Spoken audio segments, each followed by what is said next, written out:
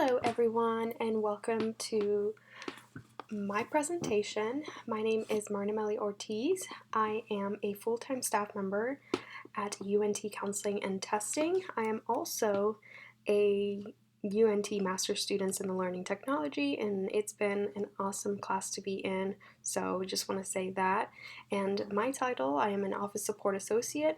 I'm also the Training Director and Coordinator of the website, so I just wanted to give a little basis of why I'm doing this training and how it came to about. So since I do work in the UNT counseling department, we do deal with a lot of mental health, and we do have to train most of the counselors on how to communicate with the students and the technology tools that they have in front of them.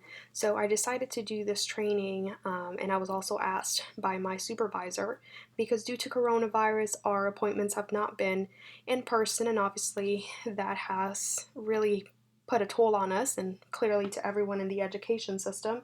So we wanted to do this training to kind of navigate them and make it a little bit easier process for students to get help during this time, especially during crisis and urgent appointments.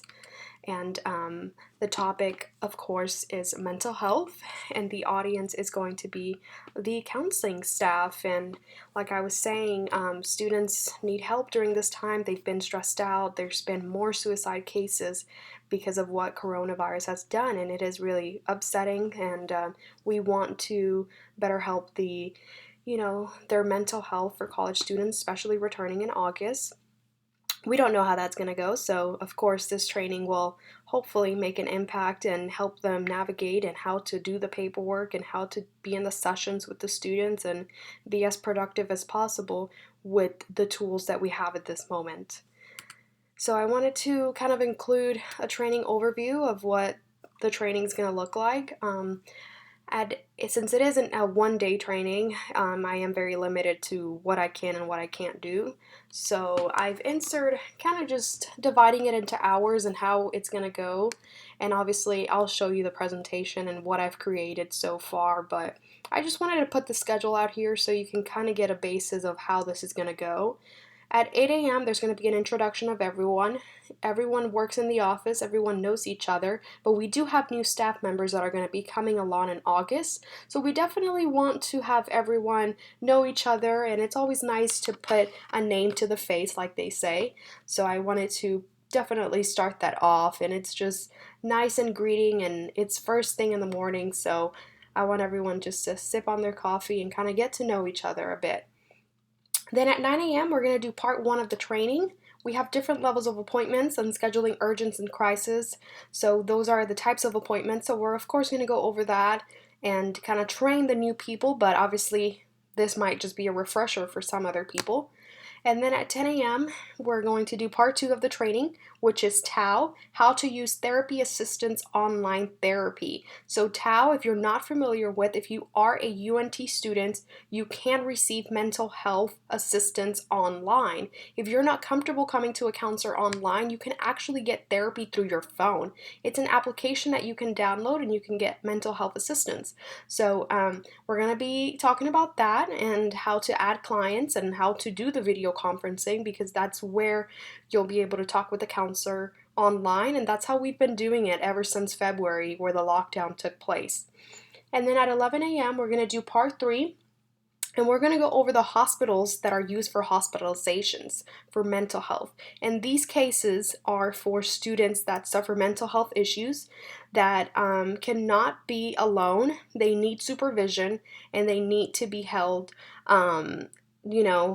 with medication, or they just need to be taken care of. So we definitely want to go over that because it is very important, and we definitely want to protect those students and know that we're here to help them as best as we can. Then at 12 o'clock we're going to have 1 hour lunch for everyone. At 1 o'clock we're going to come back and we're going to go over the client forms that are used in the session and after the session. There's certain paperwork that needs to be filled out for confidentiality issues and just, for referrals, and just to have all of the paperwork in our files is very important to have.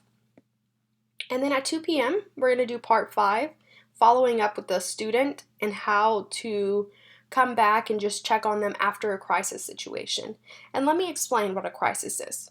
A crisis situation is a situation where a student has thoughts of killing themselves, has already tried to kill themselves, has overdosed, has just been sexually assaulted, a family issue has happened, they don't know how to control their issues, or it might just be they're going through something really rough and they're going through a crisis. So there's different situations of a crisis, and that's a whole nother training, and hopefully I'll get to discuss that in another course, but it is very important to talk about these issues. Mental health is very important.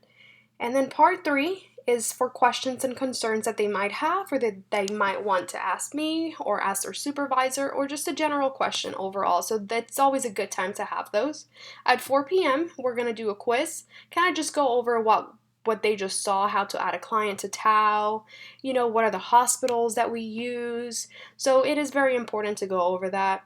And then at 5 o'clock, we're going to do an evaluation and just see how it worked. Did they like the material that we covered? Did they not like it? What can we improve?